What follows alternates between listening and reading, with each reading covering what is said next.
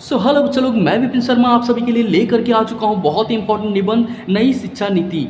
ठीक है, बहुत इंपॉर्टेंट है, बोर्ड एग्जाम में बहुत पूछा जाता है। चलते हैं अपनी वीडियो की तरफ। सबसे पहले बात आती है रूपरेखा, प्रस्तावना, नई शिक्षा नीति का उद्देश्य, नई शिक्षा नीति की विशेषताएं, नई शिक्षा नीति के लाभकारी प्रभाव, नई शिक्षा नीति से नुकसान और उपसंहार। ये हो जाती है हमारी रूपरेखा। तो चलते हैं अपने प्रस्तावना की तरफ और बढ़ते अपने वीडियो में आगे। जिसने चैनल को नहीं किया सब्सक्राइब, फटाफट से कर लें सब्सक्राइब। तो सबसे पहले बात आती है प्रस्तावना की। तो आपको बता दें, उचित बुनियादी शिक्षा प्राप्त करना प्रत्येक व्यक्ति का जन्मसिद्ध अधिकार है। सुखी जीवन जीने के लिए शिक्षा बेहद महत्वपूर्ण तत्व है। 21वीं सदी में 1986 के बाद राष्ट्रीय शिक्षा नीति में बदलाव जुलाई 2020 में हुआ और यह नई शिक्षा नीति 2020 के रूप में सामने आई। बात करते हैं नई शिक्षा नीति का उद्देश्य क्या था। तो नई शिक्षा नीति का मुख्य उद्देश्य बच्चे को हर क्षेत्र में कुशल बनाना है। इस नीति को लागू करने के पीछे सरकार का यह प्राथमिक उद्देश्य था कि भारत में शिक्षा के मानक स्तर को ऊपर उठाया जाए। सरकार ने शिक्षा की गुणवत्ता में सुधार लाने और बच्चों को अच्छी शिक्षा देने के लिए पुरानी शिक्षा नीति में संशोधन करके नई शिक्षा नीति लागू की है। लेकिन कमेंट करके बताइए, क्या नई शिक्षा नीति आपके फायदे की है या नहीं।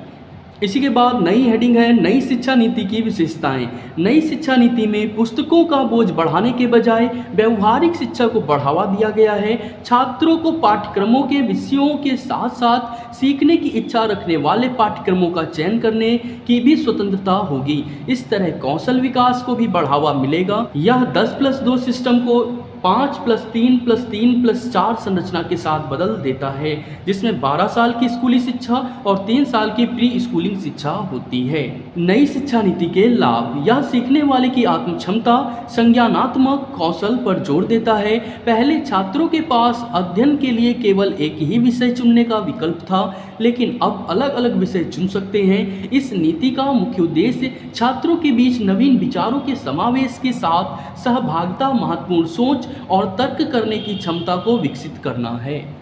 साथ ही साथ में नई शिक्षा नीति किसी भी विषय को सीखने के व्यवहारिक पहलू पर केंद्रित है, क्योंकि यह अवधारणा को समझने का एक बेहतर तरीका माना जाता है। नई शिक्षा नीति से नुकसान, 5वीं कक्षा तक की पढ़ाई को क्षेत्रीय भाषाओं में जारी रखना सबसे बड़ी समस्या है। बच्चे को क्षेत्रीय भाषा में पढ़ाया जाएगा और इसलिए उसका अंग्रेजी भाषा के प्रति रुझान कम होगा, जो 5वीं कक्षा को पूरी करने के बाद आवश्यक है। बच्चे संरचनात्मक शिक्षा के अधीन हैं, जिससे उनके छोटे दिमाग पर बोझ बढ़ सकता है। तो ये एक बहुत बड़ी दिक्कत है कि प्रारंभिक के 5 साल बच्चों को उनकी जो क्षेत्रीय भाषा है उसमें पढ़ाया जाएगा और जिसकी वजह से इंग्लिश में उन्हें दिक्कत हो जाएगी। बात करते हैं उपसंहार की। और नई शिक्षा नीति कई उपक्रमों के साथ रखी गई है जो वास्तव में वर्तमान परिदृश्य की जरूरत है।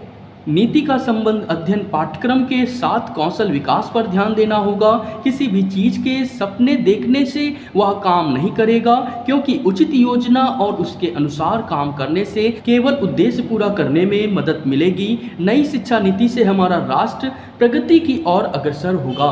तो ये है हमारा निबंध नई शिक्षा नीति 2020। बहुत इंपॉर्टेंट है बोर्ड एग्जाम के लिए। ऐसे ही और भी निबंध हमने कंप्लीट कर रखे हैं। मेरे प्रिय कवि हो गया, बेरोजगारी की समस्या हो गया, पर्यावरण प्रदूषण हो गया, आतंकवाद हो गया। तो इन सभी को देखने के लिए लिंक डिस्क्रिप्शन बॉक्स है। साथ ही हमारी वीडियो को लाइक, चैनल को सब्सक्राइब और शेयर करना ना भूलिए।